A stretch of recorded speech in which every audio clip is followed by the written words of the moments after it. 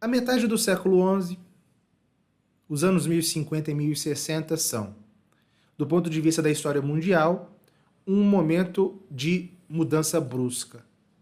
Com a invasão no Oriente Médio de um novo povo.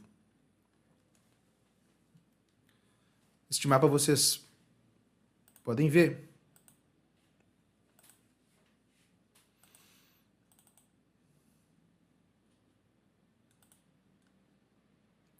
A chegada dos turcos. Os turcos eram um povo originário não da atual Turquia. A Turquia recebeu o nome deles, né? Eles não receberam o nome da Turquia. Eles partiram daquela região que é chamada genericamente de Turquestão. É onde estão lá, hoje aqueles países que com o sufixo tão, né? Cazaquistão, Uzbequistão, Turcomequistão, é ali que surgiram os turcos. Aqui essa região em amarelo, principalmente. E eles se precipitaram, eles se converteram, né, ao Islã e se precipitaram contra o Oriente Médio, obtendo importantes vitórias, né, contra os próprios árabes, conquistaram os próprios árabes e se lançaram contra a Ásia Menor, domínio do Império Bizantino, né? Em 1064, eles conquistaram a cidade de Cesareia, um saque, na verdade não foi bem uma conquista, foi um saque. Ali, né, eles saquearam a tumba e a igreja de São Basílio, o grande São Basílio Magno, bispo de Cesareia, lá no século IV. E os bizantinos, né, sediados aqui em Constantinopla, se retiraram, né, para recobrar forças e atacar os turcos com potência redobrada. E organizaram, inclusive, o imperador romano IV Diógenes organizou um exército de 100 mil homens para lutar contra os turcos, mas eles foram aniquilados, os bizantinos foram aniquilados aqui na Batalha de Manziquerta em 1071, onde o próprio imperador bizantino caiu prisioneiro. E daqui, os turcos lançaram-se contra a Terra Santa, que estava sob o poder dos árabes, muçulmanos como eles, mas poder dos árabes, né? Expulsaram os fatimidas do Egito, que dominavam a Terra Santa, né? E conquistaram Jerusalém em 1078.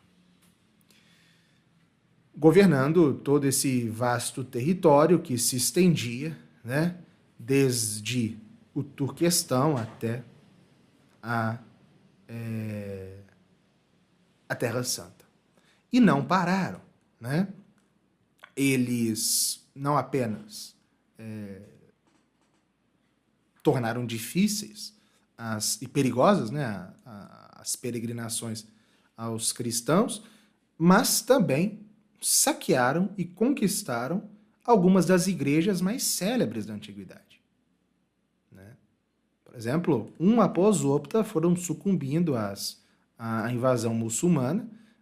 Em 1081 caiu Niceia, em 1084 caiu Antioquia, em 1092 caiu Esmirna e a própria Constantinopla, que era a porta do mundo cristão, caía o risco de também sucumbir. Este é o quadro. Aqui nós chegamos na década de 1070. O Império Bizantino estava à beira do colapso pelo avanço dos turcos. Bom, os bizantinos ficaram desesperados. E em 1073, 2 anos após a terrível derrota em Manziquerta, o imperador bizantino Miguel VII escreveu ao Papa São Gregório VII. Papa que nós já conhecemos também, né?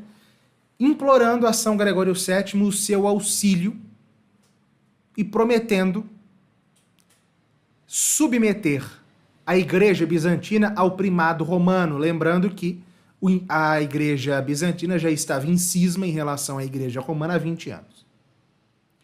O Papa São Gregório VII adorou a ideia.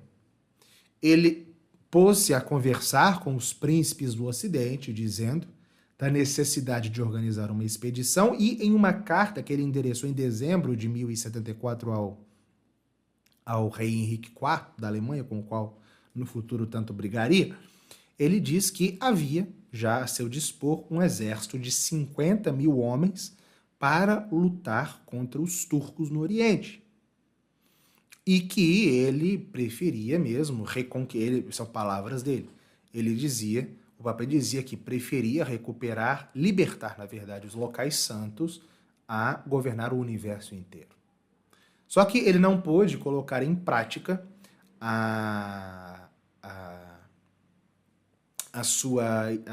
o seu desejo em razão da guerra das investiduras que tomou os últimos 10 anos, os últimos 10 anos de vida dele.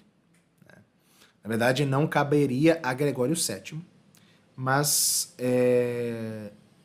ao seu segundo sucessor, o Papa Urbano II, o destino, né, de levantar as forças do Ocidente e lançá-las contra o inimigo, o terrível inimigo da cristandade. Bom, já tivemos uma aula, a aula retrasada foi falamos bastante do Papa Urbano II, aquele que de fato fez que a reforma gregoriana triunfasse, um dos maiores papas da história, e era um homem santo, né, de vida reta, totalmente dedicado à causa de Deus, antigo monge de Cluny, inclusive, e ele fazia parte, né, desse movimento de renovação que, partindo de Cluny, havia conquistado a igreja com São Gregório VII, do qual ele havia sido um dos principais conselheiros, e enquanto pontífice estava dedicado a fazer a reforma da igreja triunfar. Nós falamos bastante dos concílios que ele reuniu, das viagens que ele fez, e é no contexto destes concílios e dessas viagens que ele vai tomar aquela célebre decisão. Como tudo aconteceu? Vamos entender agora como tudo aconteceu. Estava o Papa Urbano II na cidade de Placência, na Itália, onde ele reuniu ali um dos seus concílios pela reforma da igreja, quando chegou uma embaixada. Uma embaixada do imperador Aleixo I, imperador bizantino, que escrevia ao Papa e aos senhores do Ocidente uma carta implorando, suplicando, em nome da unidade cristã, em nome da fraternidade cristã, suplicando ao Papa e a todos os fiéis cristãos do Ocidente socorro para a defesa da igreja contra os turcos. Então, vejam, o Papa Urbano II, que era um homem bem inteirado do que se passava, e ele sabia, ele ouvia constantemente os relatos do que os turcos estavam fazendo com os cristãos no Oriente, os peregrinos que eram trucidados, que eram espoliados pelos turcos, né? Da profanação do Santo Sepulcro pelos turcos quando eles tomaram Jerusalém, sabia das constantes derrotas do Império Bizantino ante os turcos e pensou, né? Jonathan Riley Smith que fala isso, né? Ele, para Urbano II, se tornou uma obrigação fazer alguma coisa. E é claro, ele lembrava do plano do seu grande antecessor, São Gregório VII, do qual um dia fora conselheiro, que um dia pensara em empreender esta guerra de defesa dos cristãos do Oriente, de libertação do Santo Sepulcro, e começou a pensar. O Papa começou a pensar. Ele creu que era obrigação dele fazer algo, e ele estava na Itália, ele estava em viagem pelo norte da França, e nessa viagem ele se pôs a amadurecer a ideia. E houve dois personagens que influenciaram principalmente o Papa e com o qual ele se aconselhou. Dois homens que já haviam peregrinado à Terra Santa, que conheciam as condições do Oriente e que o aconselharam. O bispo de Puy, Adhemar de Monteux, e o conde de Toulouse, no sul da França, Raimundo de Saint-Gilles. Ambos, né, como eu disse, que haviam sido peregrinos no Oriente e aconselharam o Papa. E se conta ainda que a decisão, o momento em que Urbano II decidiu fazer o que faria, foi na sua visita à abadia de Cluny. Nós mencionamos isso na outra aula, inclusive. Ele esteve em Cluny, ele que havia sido monge de Cluny, retornava a Cluny, celebrou, né, dedicou o altar-mor da igreja abacial e em uma das noites em que esteve lá, ele passou, né, a noite em vigília diante da tumba de São Maiolo, que havia sido o terceiro abade de Cluny. E ali ele rezou, passou a noite em vigília diante dos ossos do santo e tomou a decisão. De Cluny partiu para Clermont, né, onde ele reuniu o principal concílio da sua vida. Né? O concílio ele foi aberto em 18 de novembro de 1095 e era um concílio, foi um grande concílio, um sínodo, na verdade, mas chamada de concílio na época, contou com a presença de 14 arcebispos, 250 bispos, 400 abades, e, enfim. Durante 9 dias ali foram discutidas as questões relacionadas à reforma da igreja, aquela reforma sempre urgente, e quando tudo parecia resolvido, terminado o concílio, Urbano II manifestou o desejo de falar a todos, a toda aquela multidão que havia nos últimos dias afluído para a cidade, das redondezas, aquela multidão incontável de milhares de pessoas de todas as condições, clérigos e leigos, cavaleiros e camponeses, e disse que queria falar-lhes. Mas não havia igreja na cidade suficiente para toda aquela gente, e por isso o Papa congregou a multidão nos campos do lado de fora das muralhas de Clermont. Foi o dia 25 de novembro de 1095, quando o Papa Urbano II pregou. Ele começou evocando a respeito do que ele disse. Existem 3 ou 4 textos diferentes, né? Porque, na verdade, surgiram várias versões a respeito do que exatamente ele teria falado. O texto original não sobreviveu, mas todos eles concordam em relação a alguns pontos. Ele começou falando, né, para aquela multidão de milhares de pessoas, evocando a condição do Santo Sepulcro, né? Falando do Santo Sepulcro, aquele sepulcro sob o qual Cristo permanecera, no qual Cristo permanecera por 3 dias antes de ressuscitar. Descreveu aquele lugar, o mais sagrado de todos, o lugar mais sagrado do mundo, para qual tantos peregrinos, todos os anos, todos os meses, deixavam tudo para visitar. Né?